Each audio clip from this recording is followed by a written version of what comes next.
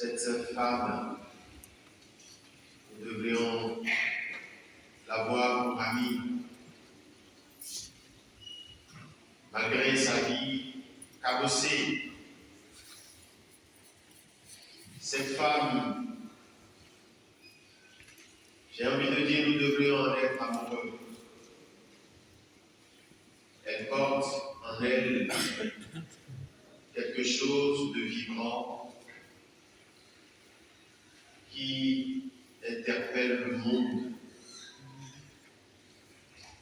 Cette femme, elle porte sur son corps quelque chose de notre sueur. Elle porte sur son visage quelque chose de notre quête. Cette femme, je vous la propose aujourd'hui comme amie, comme confidente, comme une sœur.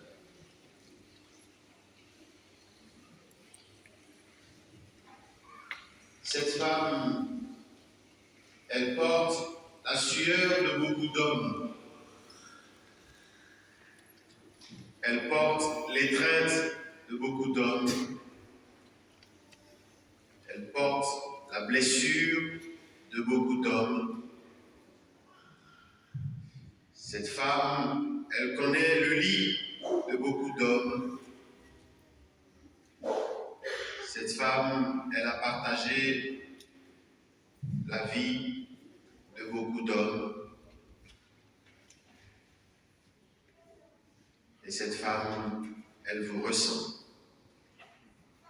Elle nous ressent.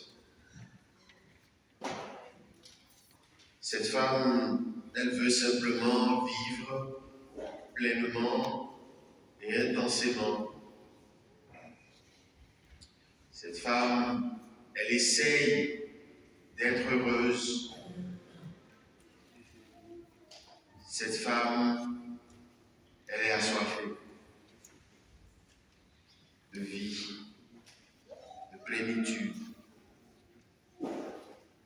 Cette femme, elle vous ressent. Elle nous ressent. Mais laissons d'abord cette généreuse femme et regardons Jésus. L'évangile que nous venons d'entendre dit qu'il est fatigué et qu'il arrive près d'un puits pour se reposer, pour boire un peu. On entrevoit dans la fatigue de Jésus qu'il a besoin de s'arrêter. Vous sentez bien, quand nous sommes très fatigués, c'est le signe qu'il nous faut passer à autre chose. Ce n'est pas toujours le signe qu'il faut s'arrêter. C'est le signe qu'il faut sortir de ce qui nous entraîne pour passer à autre chose de vital, sans lequel le reste ne sera plus possible.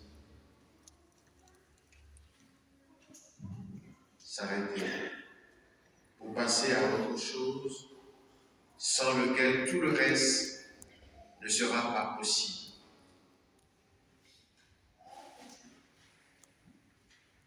Un jour ou l'autre, nous avons tous connu quelqu'un, ou nous-mêmes, entraînés par les choses à faire, je ne peux pas m'arrêter. Et ça s'entraîne et ça se suit. Je n'ai pas le temps de me reposer. Je n'ai pas le temps de me poser. Ce faisant, le repos, nous allons l'entrevoir comme quelque chose d'accessoire. Or, il apparaît dans ces moments comme le vital, sans lequel tout le reste ne sera pas possible. Et tant que nous ne lui aurons pas donné cette place capitale, nous allons le relativiser comme la chose qui peut attendre.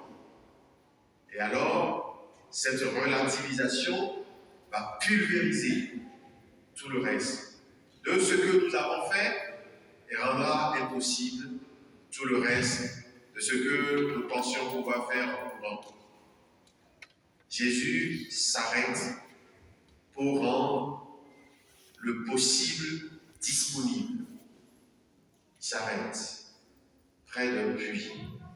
Et dans la Bible, celui qui connaît un peu l'univers biblique, lorsqu'il entend « puits », il s'arrête, il dresse les oreilles, il regarde.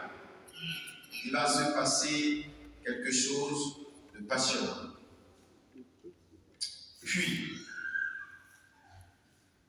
alors il va se passer une alliance, une aventure amoureuse. Il va se passer une rencontre qui va être bouleversante. Il va se passer quelque chose. Ce qui se passe aujourd'hui, c'est dans la vie de cette femme qui est devant nous. Alors je voudrais m'adresser à vous qui vous préparez au baptême. Et je voudrais que la parole que je leur adresse devienne aussi vôtre. En demandant le baptême, chacun selon votre parcours, peut-être que vous vous êtes dit, il me faut cela. Il me faut la foi. Il me faut la présence dans l'Église. Il me faut le baptême. Et je vais utiliser une expression bien maigre. Vous allez bientôt décrocher le baptême. Comme une panne. Et ce serait malheureux si c'était juste une panne. Ce que vous demandez, c'est bien sûr le baptême, cette entrée dans l'Église. Mais ce que Jésus vous propose, c'est ce qui se passe avec cette femme d'aujourd'hui. C'est long de conquérir un cœur. C'est long de rentrer dans la vie de quelqu'un et de lui donner de comprendre notre mystère. C'est long.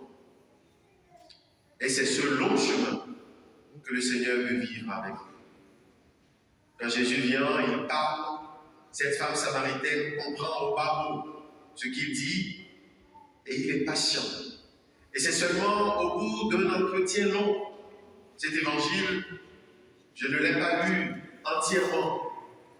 J'ai lu la version brève. Mais on voit qu'il y a un dialogue presque de sourd avec cette femme. Jésus parle d'eau, il voulait parler d'autre chose. Elle comprend l'eau. Il y a une histoire de cruche. Il y a les 5 maris. Il y a une histoire d'eau vive. Il y a l'adoration. Il y a l'adoration dans 2 lieux.